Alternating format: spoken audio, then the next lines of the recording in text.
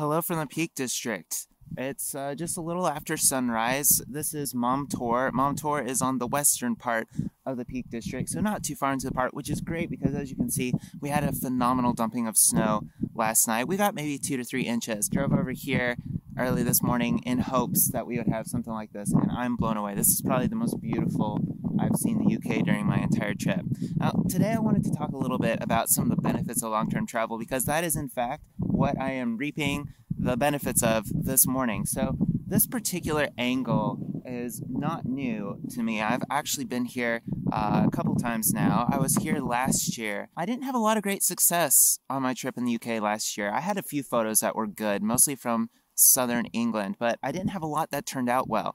This year, I decided to come back and revisit a lot of those spots, and since I'm doing a longer style of travel, I can kind of take advantage of the different weather conditions. Now, this particular angle, I snapped a photo of last year. Loved the composition, didn't like the color palette. At the time, Mom Tour was just this green, mossy color, and not quite my color. But I had already seen the composition, and this was a recurring theme on last year's trip through the UK. I had the same problem in the Lake District. I had the same problem in Scotland. I found some great compositions, some interesting subjects, but I didn't have good lighting, or wasn't there for the right time of day, or I just didn't have nice weather conditions. So a lot of different things can fight against you in landscape photography. You can do everything possible and look at all the weather apps and know exactly what direction the sun's going to come from. That's just not going to make up for the fact that the landscape is ultimately unpredictable. However, with something like long-term travel, you can hedge your bets by revisiting a place over and over again. And so I want to just stress the value of revisiting the same place. Now, you might think when you've got, say, 2 to 3 weeks to visit a country that you really need to keep moving on and get a lot of variety. And I would totally agree with you. In the past, I've gotten a little bit stuck in one area and ended up having all of my eggs in one particular shot.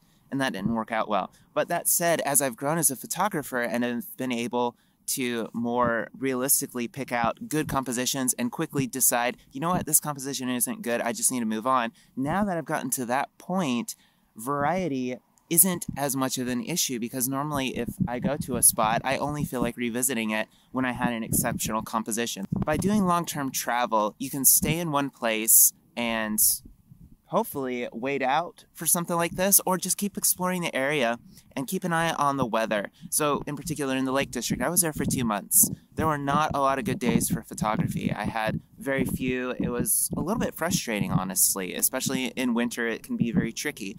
But I might have one good day out of every 2 weeks or every 1 week. That may sound like a lot of wasted time, but part of long-term travel isn't just the photography, it's the travel experience and getting to know people.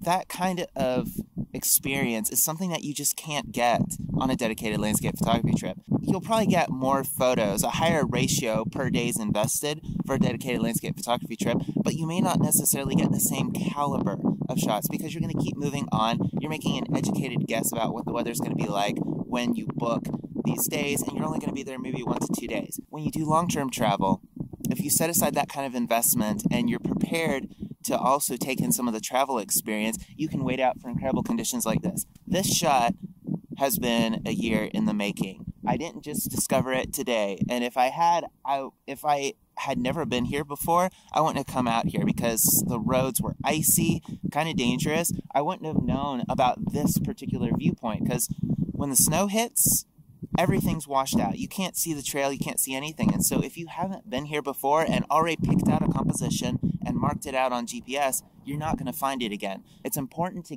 dedicate time specifically to that scouting, and you do it when the conditions aren't necessarily great. So that way when the conditions are nice, you can get right to the shot you need and it'll be safe. If I hadn't scouted out this location a year ago, and I hadn't scouted it out last night, I would not have been here this morning. I simply would have gotten lost, I wouldn't have had the nerve, or I would have just wasted all morning looking for a composition. But I knew exactly where this composition was. In the Lake District, 3 of my shots, that was the case. I had already found the location and scouted it out a year ago, but did not get any keeper shots before I had to move on. Well, that paid off this year. So don't think of, in long-term travel, don't think of those days when you're not photographing as a waste. Think of them as an investment in that one great shot or two great shots. When you do long-term travel, you're not focusing on quantity, you're focusing on quality and leveling up your caliber of photography. Well, speaking of which, I'm going to get back out there, take a few more shots before I go into town and get my coffee fix. Make sure to subscribe to the channel to keep up to date with the latest on-location vlogs, digital nomad tips, and landscape photography tutorials.